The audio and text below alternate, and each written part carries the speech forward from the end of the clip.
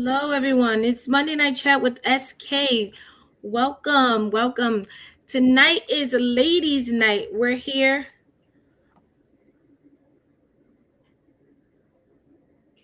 You're mute. You're mute. Oh, can you hear me now? Oh, sorry. Yeah. What about that?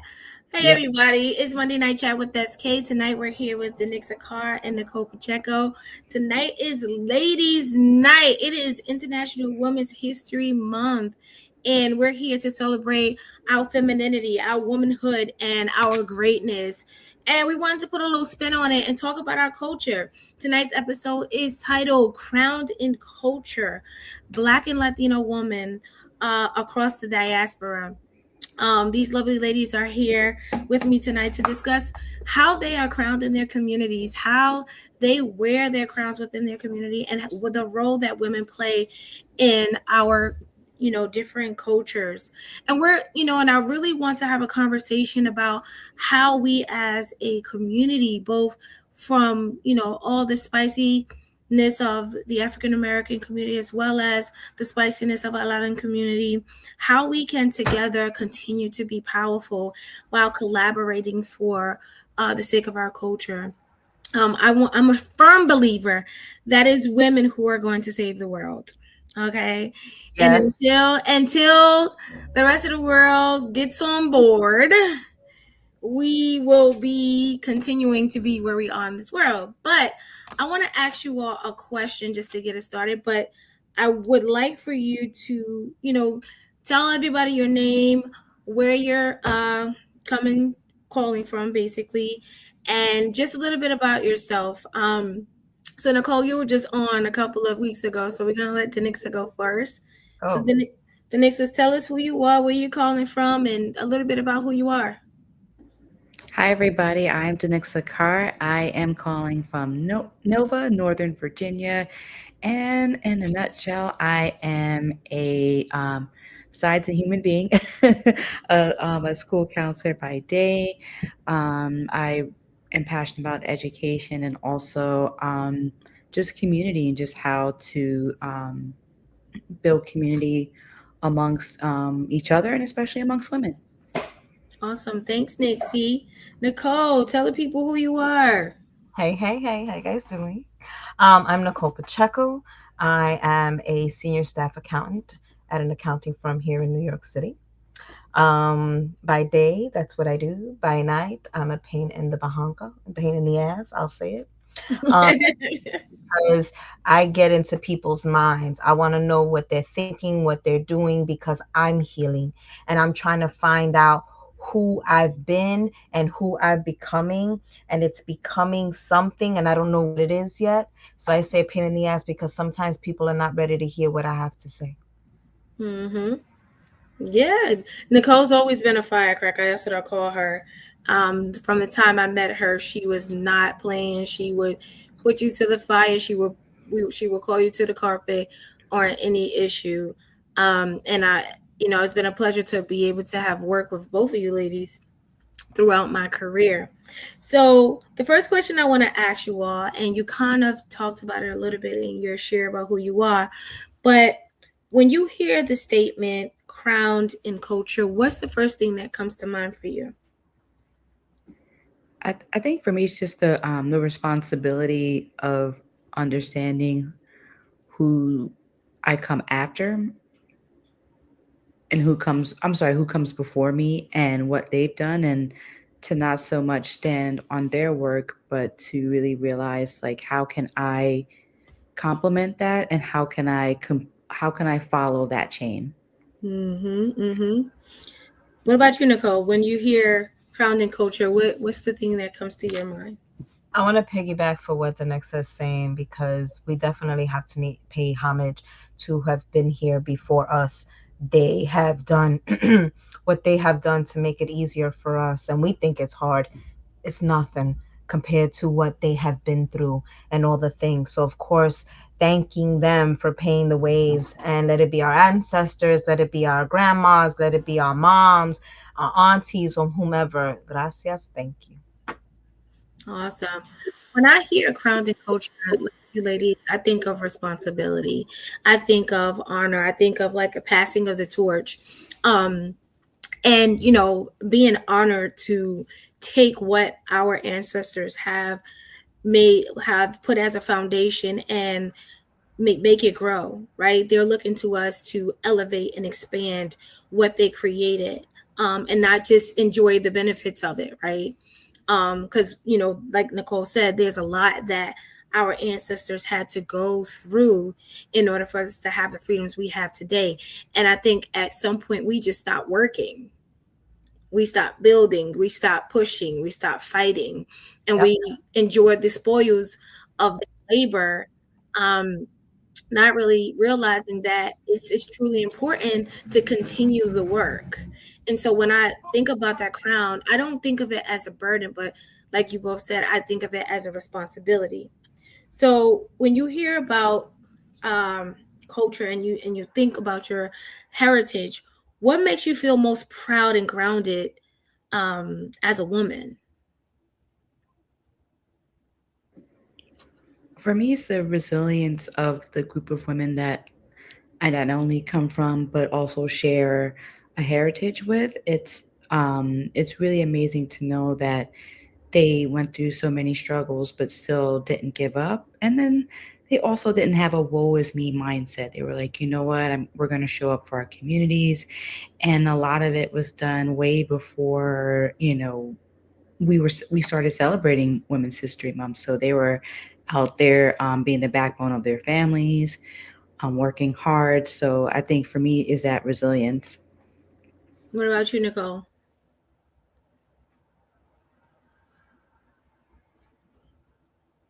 You're muted. It's okay. Sorry, didn't want to make you guys hear the background. Having daughters has taught me of the kind of woman that I once was, and going towards my 50s, who I'm becoming. Mm, It's very different on who I was as a teenager, as a 20s, in my 30s, now in my 40s. And now I'm going into my 50s. I'm definitely in my 40 fuckets right now. Let's not BS. I am definitely about that. And I've always been into that realm, but even more so. And I've also realized on our mothers did the best that they could with what they had. hmm And many a times, our mothers, our grandmothers, our aunties, or it takes a village. It's not just our mothers that are raising us, or our fathers together, for the ones that did have fathers there. It's not only them, it takes a village. And it's not just my mother teaching me how to everything. Like everything I know about cooking and taking care of a household, that didn't come from my mother, that came from my grandmother. mm, You know what I mean? So there was just little things that I got from my mom that was more the work ethic, being on time is being late and all that other stuff, and making sure you work, work, work, work, work, and get there. But my grandmother was all about, you got to cook and you got to clean and you got to make sure that you're clean in every way. And, God, cleanliness is to godliness and all that other stuff. So I think the whole village, for me, it's the village that hmm helped create me, because they also helped me raise my daughters. Absolutely, absolutely. Ramona, I know you're back on. Do you want to share, what you thought about when you heard, or when you hear the title "Crowned in Culture"? What comes up for you? You're muted. Okay, I had to unmute myself. Crowned in culture to me means strength, and some of what she was saying, as well as how our my mom and my grandmother were single parents, and how the family dynamics of keeping it together, and my grandmother and aunties was the one that molded me into cooking and stuff, and my mom and my grandmother both were a pillar of strength. No matter what went on in the house or in the family, it was handled because they made sure of it. And like I said, the strength was overwhelming, no matter whether we had a loss in the family or if bills were a little low, and if the bills weren't getting met, they still made it look easy and they still pulled through. So that's Mhm. what it means. for me. Being and also encouraging, supporting, and empowering women is also what the crown means to me as well. Awesome. So I want to ask you all, like, how important is identity to you? Like, so right before, like earlier today, when I was just like having lunch and I was thinking about, the conversation we was gonna have today. I am, I identify myself as a Black woman, right? I slowly go back and forth between being Black and African American, right? And it's oftentimes people are asking me, where you from? Where you from? Where you from? And I had to tell someone the other day, I said, well, for how much I know, I have about 4 generations of African American ancestry. My family had, uh, were slaves, here in America. So anything past that, I have not been aware of yet. And so it gets kind of daunting sometimes because I'm like, I have a granddaughter and I'm trying to, help her understand identity. My granddaughter has layers. Her mother is Puerto Rican, her father is African American, but her mother also has Southeast Asian background that she's not connected to. But my granddaughter, when you see her, you see like all of her identities in her physical appearance. And so I'm like, trying to find identity, sometimes to me it takes away from future purpose, right? You don't want to leave your ancestry behind, but what are we trying to create now, right? And I think we get so caught up in race and ethnicity that we forget that in our new spaces, me and my granddaughter are creating a new culture, right? With like, because I didn't know my grandmother that well. I was very young when my grandmother passed away, so I didn't have any type of heirlooms or things that she did to teach me. But does that mean that we don't have culture? So I think a lot about the fact that me, and my mom died really young too. So I'm having to create culture with my granddaughter. I'm having to create family traditions with my granddaughter because they weren't there for me, right? And I hear a lot of people like Nicole, you, Ramona, and Denixa all share like your layers of family that help to create your identity and your culture. And so I wonder how important culture is for you. And you don't have to take my experience. My experience is different.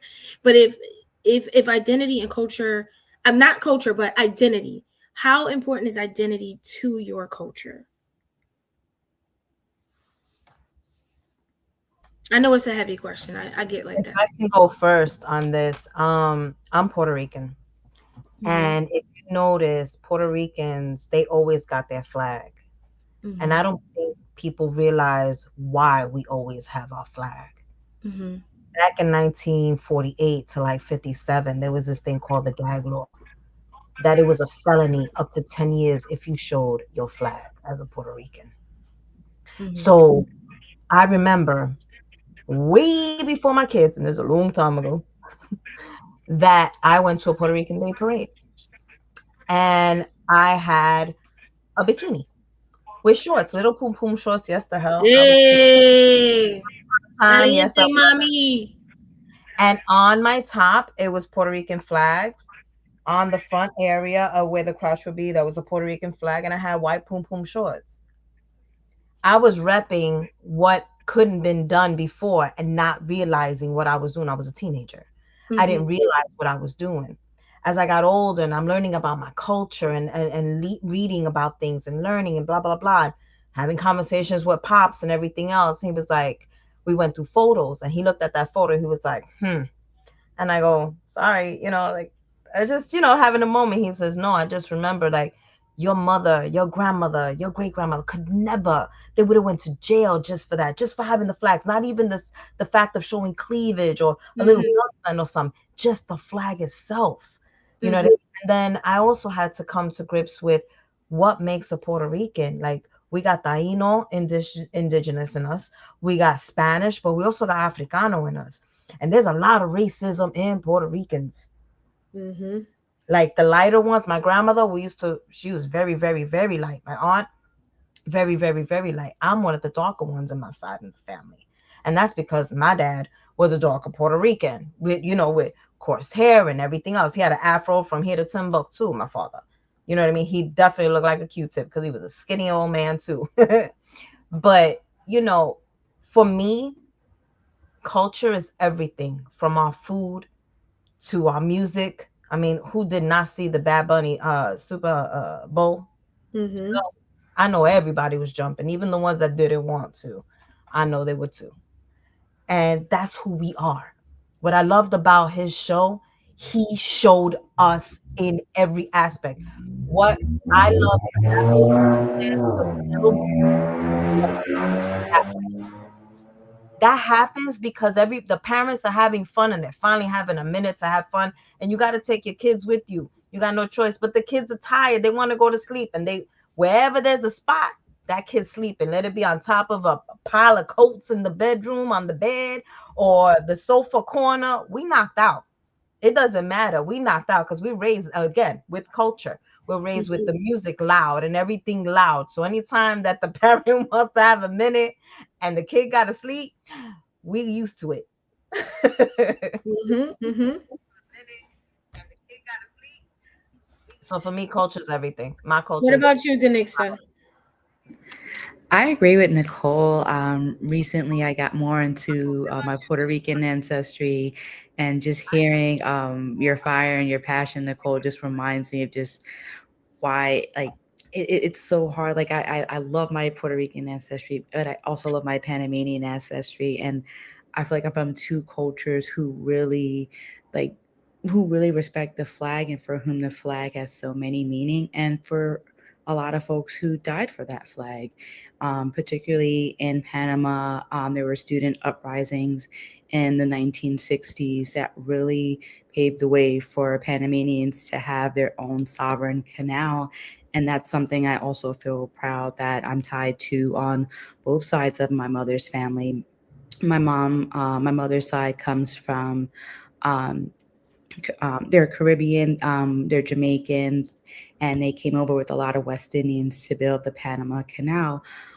What a lot of folks don't realize about the canal was there was a lot of racism with the U.S. bringing over its Jim Crow laws, and you had, for example, white folks and non-white folks paid on a different scale, and it was really interesting for me to find out that I had ancestors who had two different lived realities. One who was white, who had all the privileges afforded to them, and then on my grandmother's side, which was more Black West Indian, you basically were paid a lot less. You endured the harshest conditions, and you literally, with a lot of other people, a lot of other folks of color, really created a man made wonder that almost made the United States what it is today. And I think about also the influence of race and wages and pay.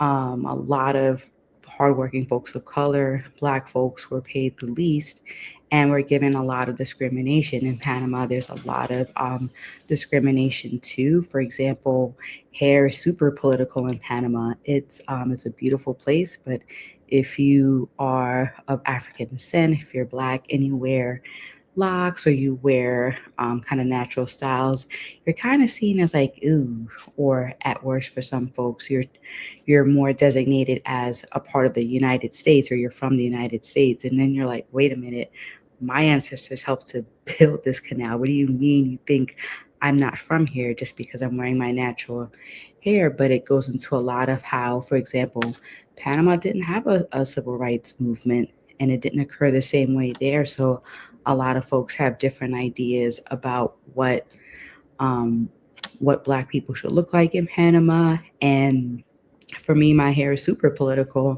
and I've only realized that as I've traveled to Panama, as I've interacted with folks where people are like, "Oh, okay, your hair is making a definite statement," and I'm trying to write so many stories about you. So for me, culture is everything because I know who I am, and at this point, I'm okay with being misunderstood. If people think I'm from other places, that's cool. I can't control their reactions. I can't control how they think of me. But the most important part is just me owning who I am and also carrying that responsibility. Awesome. Do you think that, do y'all think that race has caused in division amongst our diaspora? Like, we're very interconnected, but race is honestly, it happens in most countries, but it's a man-made thing, right? You rarely see anything, or if not at all, anything in our religious findings. I don't know any religious book or holy book that speaks of race, right? It speaks of, you know, um, different forms of people and culture, right? Because culture is created, race is man-made. Race is something for categories and divisiveness. And so, do you all think that race is the thing that has separated us, not culture? We have to remember that colonialism didn't only happen here in the United States. It happened every freaking place that you can think of. Mm-hmm. And Denixa was just talking about Panama. That's not the United States. Mm-hmm. And I it's the know. same thing that they didn't go, they Mm-hmm. went through the same thing. They didn't have the civil rights movement. And still there's crap going on over there. And it Mm-hmm. sucks. Even in PR. Yes, we're known as the Commonwealth of the United States, but there's a lot of racism there too. Mm-hmm. Mm-hmm. And it's within the culture. Like everything is about culture until it's not. So, so what you're saying is everything. So the culture is where the divisiveness is, not in race. I think because of the colonialism that created the racism, made that line in between the cultures. Now let's think about it. Mm-hmm. Flags separated us. Mm-hmm. This is me, this is you, this is you. That's separation. Mm-hmm. And originally, if we're going to talk about flags, again, we're going to go back to the Bad Bunny Super Bowl. He purposely used the flag that he did that's not bright, bright, bright royal blue. It was the baby blue. That was the original color. Way Mm-hmm. before USA came and kicked in. And I'll go in a little deeper. The different towns of Puerto Rico had their own flags too. Mm-hmm. Mm-hmm. So, you know what I mean? It's just the difference. I wish people would take a minute and look at the other person as themselves. Mm-hmm. And would they like to be treated as they treat others? I Mm-hmm. think if people went like this with that mirror instead of like this with that mirror, things would Mm-hmm. change a little bit more. Mm-hmm. Culture is everything, and we need to respect it. Mm-hmm. Yesterday, I went to a Mexican restaurant with my daughter after shooting the podcast. Went straight to a Mexican place, had a great time and everything else. As we're leaving, we're seeing a whole bunch of Caucasian people there, and I go, well, if they want us, and I say us because no, I'm not Mexican, but everybody thinks we are. We all the same. We all Spanish, right? So, yup, primo, prima, yes, we are. Prima, the next, yes, we are. So I'm like, you know what? If they want us out of here, no problem. We're taking all our shit with us too. Somebody said that on Instagram. Food, our hair, our clothes. And by the way, everything black and brown created needs to come with us too. Mm-hmm. Everything. Because I'm sorry, Caucasians didn't do a lot of stuff. They did a lot of nonsense and taking things away. No, I don't care who likes them now. That's truth. Mm-hmm. But I also see the divisiveness amongst, the black and brown culture. Like you all both said about, like the Knicks are shit about in Panama. You have the same thing in DR and across the country, like even in Africa, even in the African American culture, there's this racial divisiveness, colorism that we experience. That I wonder sometimes, like I'm a very proud black woman, you know, but I'm also a very reflective person.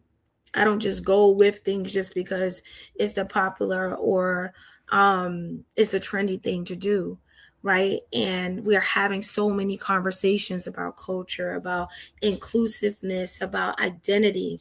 And I want to be able to guide my granddaughter in a way, because she said the other day, right? Because now kids are very literal. They don't really know all the ins and out. And my baby's very fair skinned. And she said to me and my daughter, she said, I'm white. And we were like, no, you're not. You're just light skinned. And she's like, no, you're brown. You're brown. I'm white. And we had to explain to her, right? Because she's looking at her skin. I don't think any person told her she was white. I don't think she's looking at it from a racial standpoint. She's literally talking about the color of her skin, right? And so I found myself getting upset because I'm like, don't say that. And not to say that, not to say that it's wrong to be white. I'm just saying, when we think of ethnicity and culture and race or whatever, like, I was just like, how do I have this conversation with a 5-year-old? And then I said, should I even be having this conversation with a 5-year-old? If she looks at a light piece of paper, her skin looks close to it, and that's what she's looking at. She's not looking at race. She's not looking at ethnicity. But I found myself getting really upset when she was saying it.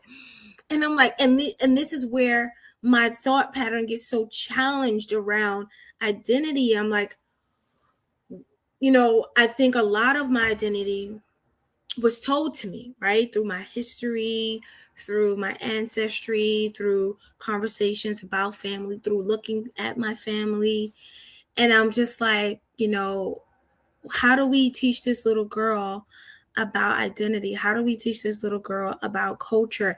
And the thing is, one thing I noticed about the African American community is that when we talk about identity and we talk about culture, we have to get better at celebrating our culture, right? And I'm not saying to brush under the rug the things that aren't so well. Every culture has its woes. And one of my biggest pet peeves is when people in the Black community or the African American community repeat the rhetoric of Black on Black crime. And here's my feeling about it, right? There's no culture you can go into that doesn't have conflict. But we only talk about Black on Black crime. We do not talk about any other type of crime, right? We sexualize that statement as if it's golden. And we say, well, that happened because what about Black on Black crime? And I'm like, what about it? What about cat on cat crime? What about dog on dog crime? What about snake on snake crime? Any being in proximity is going to have conflict. And we have gotten so caught up in the rhetoric and the propaganda, and we repeat it and we repeat it and repeat it. And now it's become something that people study. Statistics are being, published about it. Programs are being developed to fix it. And it's like, are you kidding me? I'm going to tell you something goofy I did. A long time ago, I stopped watching the news because I wanted to watch Forensic Files. On Forensic Files and those crime shows, you don't just see us. You see everybody culture killing and stealing and doing crime. And it helped me build a different perspective, because if I watch the news, it tells me my culture is bad. It tells me my people are criminals and they're prone to crime. And when I looked at that, I started seeing all sorts of cultures do bad things. And I said, yeah, that's the balance I need, right? Because our media is not telling us the full truth. It is teaching us something different. It's programming us to believe one thing. And so, one of the things I want to ask you all, like, with all that's going on, how do we pull this thing together? How do we create collaboration and connection amongst our cultures, no matter what the differences are? What do you think some of the things we need to do to bridge our cultures? I think like respect is foundational, and respecting each other's struggles And it's not to say like, oh, my struggle is worse because I'm black, or oh, mine is worse because I'm brown. It's like, no, we all suffer in different ways. And it takes a lot of listening and humility to listen to someone else's lived experience and not to judge and play. I hate to use the term oppression Olympics, but to say, hey, look, we've been both dealt a different set of circumstances. And also, what's important as well is that we are all workers. We all work. We work 9 to 5, or we work different shifts, and we all deserve to get paid an honest stage wage for an honest day's labor. So I think for me, it's just grounding those conversations in respect and also rooted in our experiences as workers. Mm-hmm. What about you, Nicole? What do you think? Well, it all goes back to the root of what I was mentioning before. Colonialism is an MFer. I don't know if we could say that here, but I feel like saying it because it's the truth. It hurt us. It's planned. It's strategic. It is detailed. It is thought. Come on. The media is only talking about black and brown people and how Mm-hmm. we are the worst of the worst. Vete pa'l carajo con esa mierda. Like, for real. Get the hell out of here. It's all through our media. Look who owns our media. So what do we do to what can we continue to do? Because I'm not gonna say that, here at Monday Night Chat, this is the only conversation about this. Many conversations about it. But what do you think some of the ways we can continue to uh, reconnect and collaborate and grow and heal together? I think we need to look at ourselves for who the hell we really are. I think we need to give ourselves our kudos. And we also need to, when we do things that are wrong, when we see somebody that we know that is doing something wrong, don't let that shit slide. Let them know you did something wrong and you're making us all look bad, not just you. Mm-hmm. You need to realize that, like I started from the beginning, it takes a village. We're all in the same village. Black and brown are in the same village. When the hell are black and brown gonna do this instead of this? Mm-hmm. When is that gonna happen? We're all the freaking same. I remember when growing up, because I was the darkest, I was known as Negri. That was my nickname. Okay? And y'all know me, I'm not that dark. But I was known as Negri. You come on, we know what that means. Mm-hmm. And there was others in my family, different generations, that they were Negris too. They tried that shit with my daughter. The one that tried that shit was my grandmother. I love that woman, God rest her soul, to death. But when she tried it, I let her know, oh, no. We need to have a conversation, Miss Ma'am. So you're And then saying when I it's broke with it down to it's her, she didn't realize it. She's like, what do you mean? She didn't know what she was saying, what she was doing. And I said, do you understand? Negri is bad. I said, do I call you Blanqui? mm-hmm. She's like milk. Do I call you Leche? And Milk? that's the thing. Black is not bad, actually. The dark is It's not bad. I mean, it depends. It depends on the context. But I love my black behind. And call me black. Call me blackity black. Call me Mrs. Black Queen Black the Blackest. You know what I'm saying? And that's the thing. Like, you remember, for a long time, black, and still today, black has been considered a bad word. You see a black cat. Oh, I don't want that black cat to cross me. It's bad luck. And we perpetuated the rhetoric. We perpetuated this idea that black is bad. Now, calling somebody an N-word for sure that's is because of the connotation behind it. But being black, call me black, because here's the things and I'm not saying you, I'm just saying, when someone feels that the word black or being called black is Elliot silly Mrs. Black, um, is bad. What about the people who identify as it? You know what I'm saying? I get the context of the statement, right? When the person is saying like these things, it's to make you feel bad, right? Oh, you're this and that. But this idea that black is a bad word, or black is a bad color, or black means bad or terrible, or being dark is a problem, it's not, right? And so those are the type of microaggressions and stereotypes that we have to debunk and uncover even within our culture, because we can't expect another culture to respect us if we're not willing to do the same for ourselves. If you look at my family, the Nixes see my family. Almost everyone in my family is the Nix's complexion. She look more like family than I do. She comes to the family barbecues. She in the picture. I'm there. The Knicks is like blending in. My family is very like my biological sister, same mother, light skin, green eyes. And so, I didn't have to grow up with a complex about being darker. It wasn't really a big conversation in my family. It came from outsiders, right? They would see me and my sister that's your real sister. No, it's my play sister.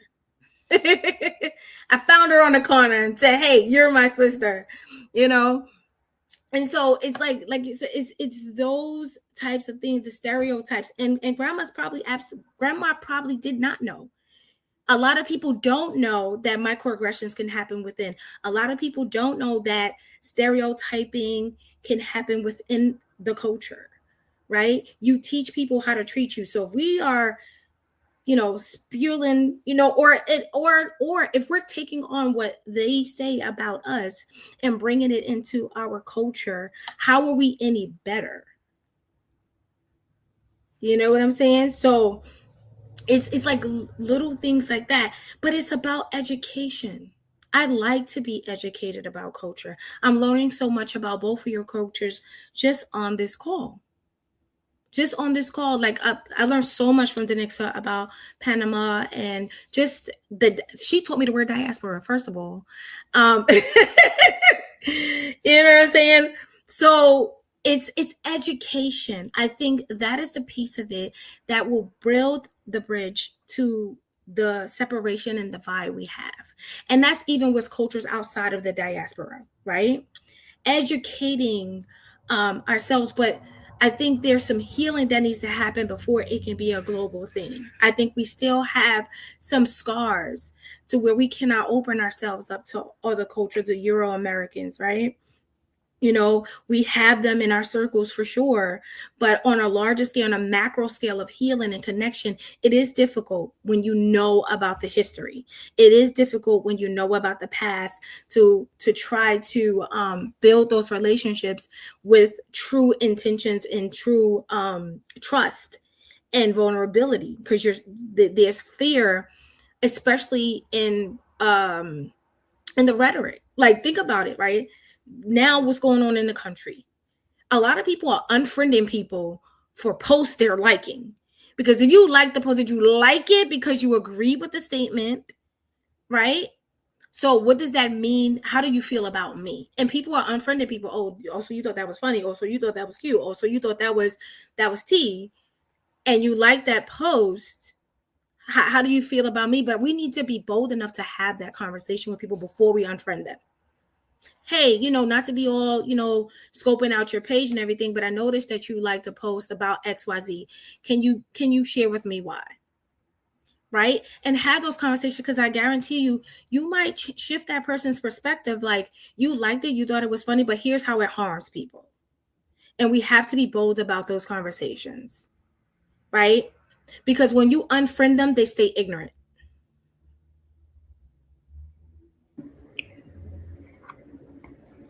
Right?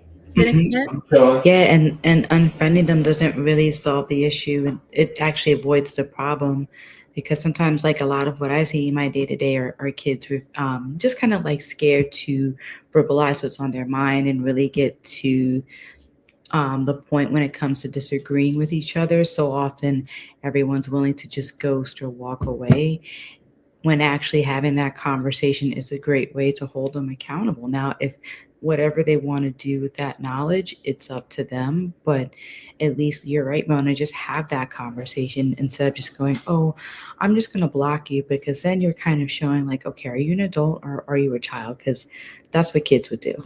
Right. And it's like you don't have to address like every person. Like if I don't know you, I'm not going to go out my way to go in your inbox and say, "Hey, can I educate you about how liking this post is harmful?" You do it with your inner circle, the people that you have at least a initial relationship with, and you have that grounding conversation with. Even in our families, I've gotten to the point where someone in my family says something defensive to me, I address it immediately. Why you not married? Why you not propose? Like, why you didn't propose to me? You want me married so bad. You know what I'm saying? You getting fat. I'm eating. I'm not starving. Look at me. I could buy food and groceries. Can't you tell? Like, I don't allow, because in the past, I used to get offended by those comments, and I would go home and I'll beat myself up, and then I'm dieting and I'm trying to find a man, and I'm getting caught up in situations trying to find a husband so my family could stop asking me when I'm going to get married. Now, why you didn't propose? You want me married so bad? Marry me. Let's take me to the altar. You know what I'm saying? So, or shut up. Because it's until we have these hard conversations, and especially with our elders, right? Like you said, I think someone said earlier, our parents did the best they could with the information they had, and that goes for our relatives too.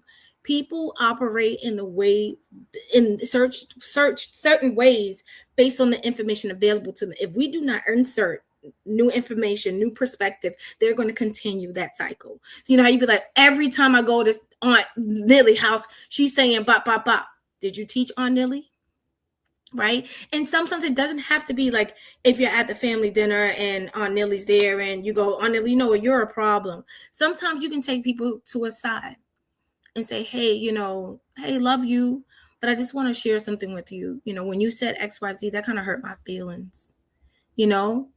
And sometimes it works, sometimes it doesn't. But as long as you put it out there, right?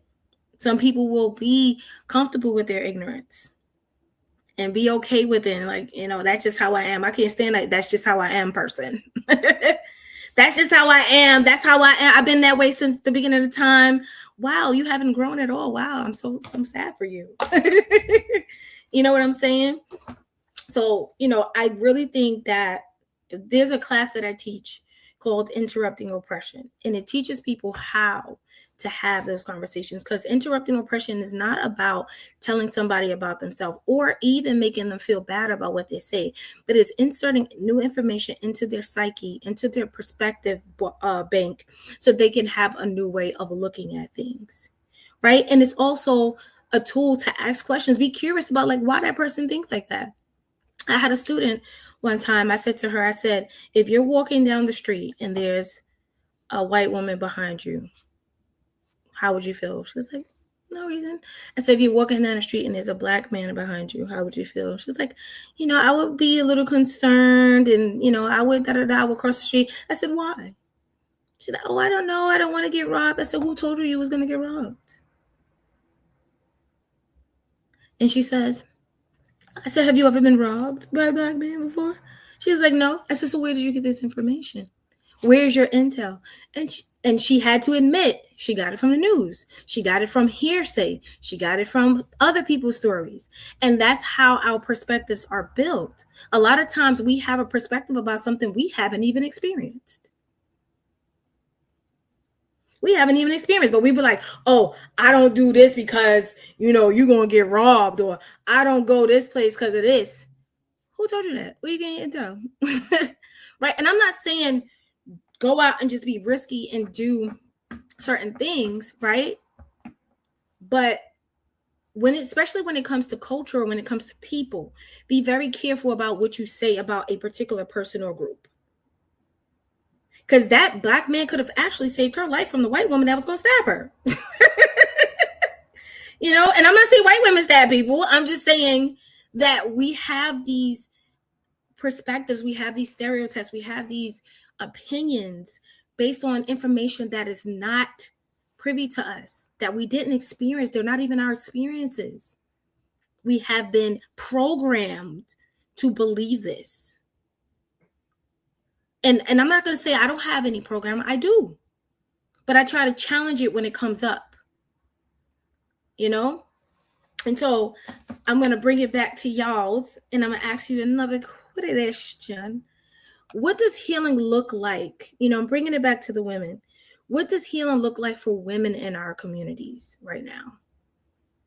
We went through some things too. What does healing look like for women in our communities? A hug, laughter, jokes. Hey, I was thinking about you. How you doing? Hey, what's going on? I haven't heard from you in a bit. Oh, I saw that post. You all right? Hey, we haven't spoken in a while. What are you doing for your birthday? How was the holidays? Were you with your family? Were you not? Because that's sometimes, I think we're so living our lives because the program is programming. It's doing what it do to keep everybody very busy. Let it be social media, let it be our jobs, let it be the transportation to and from, let it be whatever the circumstances. We're very, very, very, very busy. We all got the same 24 hours in a day. And what we decide to do with such 24 hours is upon every single person. Now, if we choose to ignore, that means we're hurting our kids, grandkids, the people that came before us, and all that other stuff. Somebody has to be the courageous one. Somebody has to say, no mas. Or, come here a minute. I want to talk to you for a minute. It's funny how you said something. There was a time that I did exactly what you did. There's a person that I knew. She used to date a family relative. No longer dating them. She's married. She's Caucasian. And she's very big, much of a trumpet. And the things that she says and everything, yeah, I'm keep trying to keep it PG here. And very much one. And she says some things on social media and everything else. And you know, we were going back and forth with it because I'm coming to you with facts. I'm not going to come to you with ignorance. You're just a stupid ass because you're not coming to me with facts. You're coming to me with ignorance. So when I come to with facts, now you want to talk about other things. And I was like, well, we can go there. You know, you didn't mind enjoying Puerto Rican men, did you? Was this via text on a back and forth on the internet? This was back and forth via social media, Facebook, actually. I'm going to give you a tip. Don't do that. I stopped because I noticed, I said, you know what? I'm trying to school somebody that doesn't want to be schooled. Well, you can still school her, just not via internet. So we just learned this in my communications class, right? When it comes to like internet, text, email, people have a different level of shield. The humanistic experience of it is blocked, right? And so you're not going to penetrate her mind in the way that you would in a face-to-face interaction. And so those back and forths on the social media, don't like it's almost like people become shells when it comes to text interactions. One, you can't see the person's body language. Tone and delivery is like nobody's putting quotations and explanation, but nobody's punctuating their text messages, especially not on like even like somebody put caps. You know, you like, oh, you yelling at me. So it's a lot of guesswork in text form of communication. When it comes to very sensitive things, emotion heightened conversations, you want to do them face to face. Not, I wouldn't even say on the phone. You want to do them face to face because then you can kind of like control the emotional dynamic of it, right?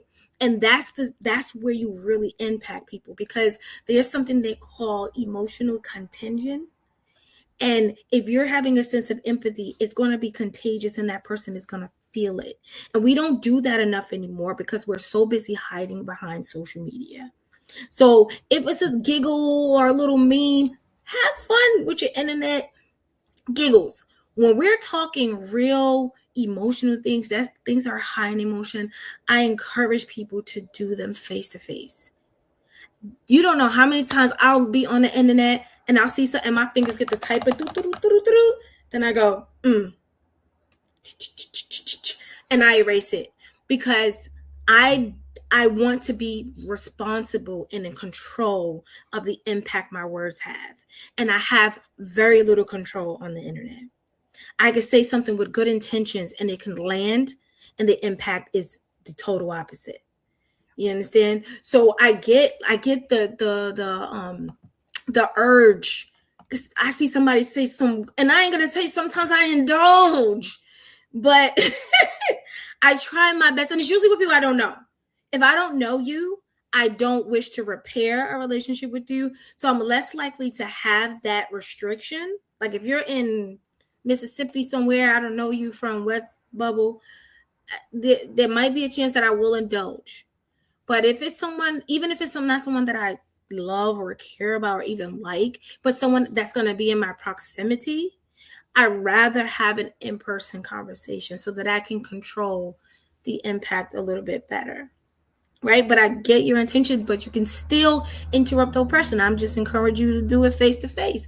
A Yeah, I coffee. haven't seen her in years, so I wasn't even thinking about that. But you're right. You Yeah. definitely, A cup of definitely. coffee. We don't do enough coffeeing. Hey girl, what you doing? Let's have a cup of coffee. Let me tell you, this man told me all the crimes he ever committed in his life in a cab ride. People love to talk to me. I don't know why. They be telling me all their business. I'd be like, what just happened? Same, like it, like living in New York, I would have like complete strangers, like ladies, like telling me like their like life stories, and I'm just like, whoa, should I get paid for this? Right. And as But a life coach, I should be getting paid, but yeah, I love good conversation.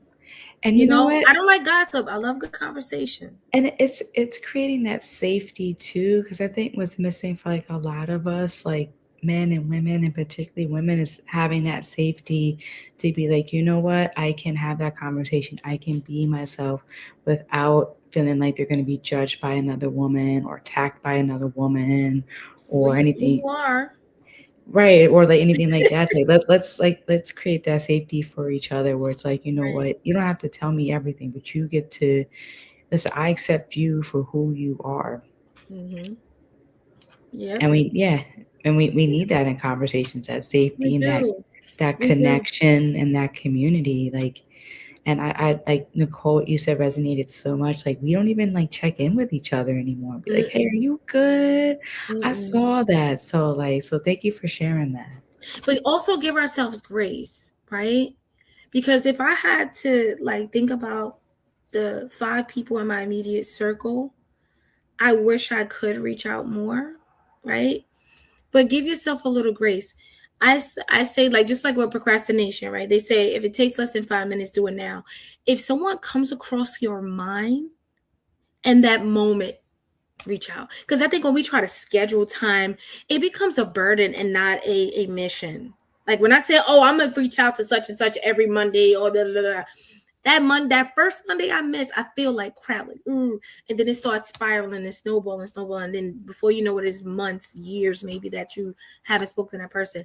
But what I'm learning to do is when somebody crosses my mind, give such and such a text real quick. Because I have so many friends and acquaintances, it's impossible for me to keep up with everybody. But one thing I tell people all the time, the people that call you and be like, hey, why you ain't been calling me? Hey, I ain't heard from you. I be like, you do know the phone works both ways. So if you've been thinking about me and missing me, why you ain't giving me a call? Not to say I don't miss you. I cross your mind. And now you call me and now we talking. You know what I'm saying? And so, people get pissed off at me when I say that, but it's the truth. The Truth phone hurts, works both baby. ways. The phone works both ways. If I'm on your mind so much, don't sit back and think about why I'm not calling you. Why don't you just call me up? I most likely am going to answer. And You if you're know, busy, you're busy, you if you're know? busy, you're busy. Send me a text. I love a text from love. But don't call me and say why you don't call me. That is one of my biggest pet peeves. And the people that say it to me probably real mad right now, but they'll be okay. Yeah, because that breaks connection. Like you don't. It's like, of course, the person knows they haven't called you in a while. It's like, okay, Captain Obvious, you're stating the obvious. Be like, hey, what's going on? I missed you. Or even you could be like in a jokey way. I haven't heard from you in a while, but it's not like you're being demanding. But it's like a little joke. Like, all right, we haven't heard from each other. Let's talk. Let's catch up. But you're right. The phone does work both ways. The phone works both ways, and it's like, you know, um, That time you sitting there trying to tell me about myself and not calling you, we could have been using that to share love, catch up. I got 5 minutes. You just used 2.5 of it telling me about myself. Now I gotta be like, let me call you back. And I'm gonna stop saying that because the chances are I'm not gonna call you back. Not because I don't love you, but if I'm gonna call you back, that means I'm busy and I got something else to do. I very rarely call somebody back. You know I'm gonna call you back when I say, let me call you right back. It gotta have the double right. It gotta have the right. Let me call you right back. That means If I'm it's gonna one right, I should call you tomorrow. if it ain't the right, you might not get a call back. If I be like, let me call you back, chances of you getting a call back, slim to none. But if I be like, oh, let me call you right back, you getting a call back. Because I times it by 2. You know what I'm saying? So, but we are at time, but I do want to ask you both one more question because I feel like, I try not to structure these conversations too much, but I feel like we kind of like, walked away from the conversation of crowned culture and women. So, how are you going to walk with your crown unapologetically moving forward? Oh, I'm gonna love me some more. I'm gonna learn about my culture some more. I'm gonna teach my kids about their culture some more, and I'm gonna teach others about my culture some more. Because at the end of the day, we are all made of flesh and bones. Exactly. And we have some cultures that are not so different from each other. We all got some rice and beans. Some is different colors, but it's the rice and beans. Damn. I love a rice and beans. I am a honorary Latina. I got my nachos right here. Or peas and rice.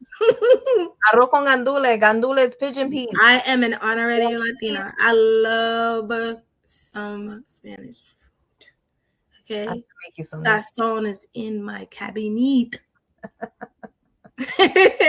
Ramona's an honorary Panamanian Puerto Rican. Like Colombian, Honduran, Honduran, all of that. Ecuadorian, Dominican. All that food tastes amazing. Someone told me I roll my tongue really good when I speak Spanish. She does. Como se dice? Hey. I'm telling you. Can you say arroz? Let's see. Arroz. Oh, there you go. See, I knew it. Puerto Ricans don't use their R's. I say arroz with an R. They usually in Puerto Rico they say ajo, like a yeah. And it's like no. As soon as y'all teach me how to speak Spanish, I'm gonna be the best at it. There you go. Yes. But it's crazy how I've known all of you Latinas all this long, and I speak poquito español. There you go. We try, man. We got you. Duolingo got you. Got me. I was gonna say you have to. If you're gonna teach you, we got to teach you the slang first because it's the easiest. Oh no, I've been through those, and I was gonna say them. I knew those since elementary school. I've been saying those, and I had a neighbor that he used to always walk around. Yo tengo hambre, mami. Yo tengo hambre. So I always knew how to say I'm hungry. But like for me, it's like going back to what Nicole said too, learning more about my culture, learning more about both. I feel like I have a basic level, and I want to grow and learn more. And also at my work, encouraging my students, both Black and brown, to be proud of who they are and where they come from. A lot of my kids are Salvadorian, and I love it when they share their culture with me. I love it even telling them, hey, I had when I tried pupusas the first time, they were like, oh my God, that's my favorite. I told them I should have never tried pupusas, but really being proud, man, especially in a time where people think brown and Black is being bad. It's like, no, be proud of who you are, but also know that there's a responsibility, right? That you gotta act right. Like going back to what Nicole said, you gotta hold your head up right and do the right thing because others are watching you. And if you mess up, if you do something unethically or you treat someone wrong in the skin you're in and your color you're in, well, you're letting a lot of folks down. Yes. And you're letting yourself down. So it's just learning more about myself and helping kids to be more comfortable in the skin they're in. Yeah. If I can add one more thing. Yeah, sure. Not being embarrassed of my culture too. Mm-hmm. Ooh, let me tell you something. When I was younger, I used to say, I'm from here, I'm from there. I wouldn't say the hood, raised pretty much in Spanish Harlem. I wouldn't talk about that, I say Upper Manhattan, in a way that it wasn't so up Manhattan. You know what? To hell with that. My culture is beautiful, it's fine, and tasty as hell. Mm-hmm. Papusa. No, I'm being silly. But the other thing I want to say is, and this may be, like I said, it's going to take some healing. So when I was in Aruba, there is a mixed culture there of Dutch and Venezuelan, and they were speaking Spanish. They told me it's papamente, papamenta. Are you familiar? Papamiento or something? Papa. I'm probably saying it Or wrong. Esperanto? Esperanto. I don't know the next. Esperanto was a language, yeah, that they try to. It's like mixed with Venezuelan and Dutch, and but they had, like, the man got to me, he said, yes, papamente. And he goes, uno, dos. I said, that's Spanish, sir. But I let him carry on. But I encourage, both of you, when you feel comfortable, to have a 15-minute conversation with someone from another culture that is not like or connected to yours, and get to know them, right? Get to know what foods they like, get to know what their ancestry is like, because it's not about not having pride in our own culture.